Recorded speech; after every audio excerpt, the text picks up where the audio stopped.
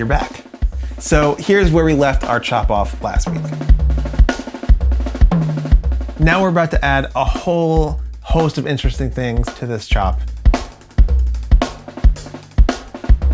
These steps are going to make you more efficient and more proficient with all the patterns you practice so that you can continue to explore new methods of getting around the drums and being comfortable, really comfortable on the kit. Either hand is going to be easy to lead with, switch to, hand off from, or land on without getting mixed up. You won't be wondering what's going to happen by the end of this fill you've started. Your hands will just find their way. And don't forget, play it slow.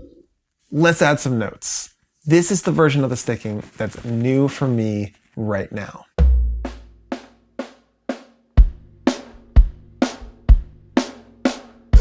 We've got 2 core stickings, both get reversed. So that's 4 total groupings we're getting comfortable with by practicing this entire pattern.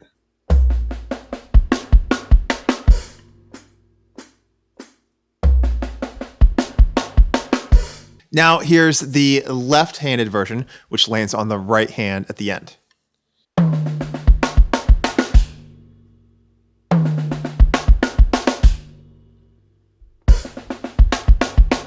So we can trade off between both hands. We're gonna go with the right-handed lead and flip over to the left because of that left-right at the end of the pattern becomes the last 2 notes of, I think, 12 notes. And that leads us to the left hand, which then ends at the very end with right, left at the end of the 12 notes to land back on the right hand. Something like this.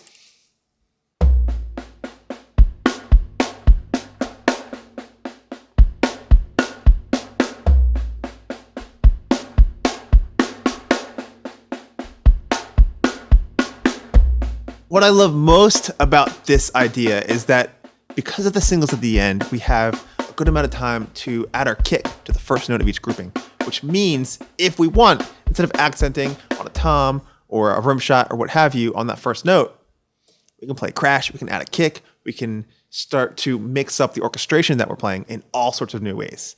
So here's the same thing, but crashing, or I'll just hit some hi-hats and stuff, with a kick drum for the first of each grouping.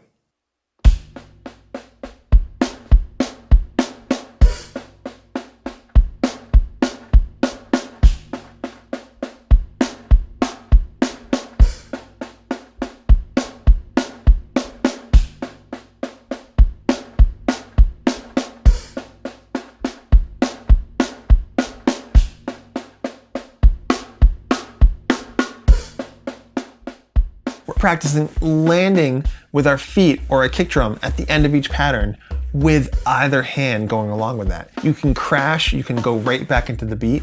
It's all built into practicing one pattern. And that's one of the key things, is getting really efficient with the patterns and the way you practice them.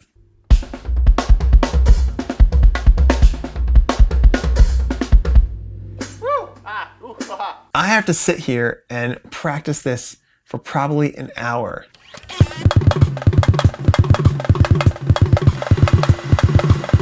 It has to feel stable before I ever think about speeding it up. And then I'm going to just forget about it.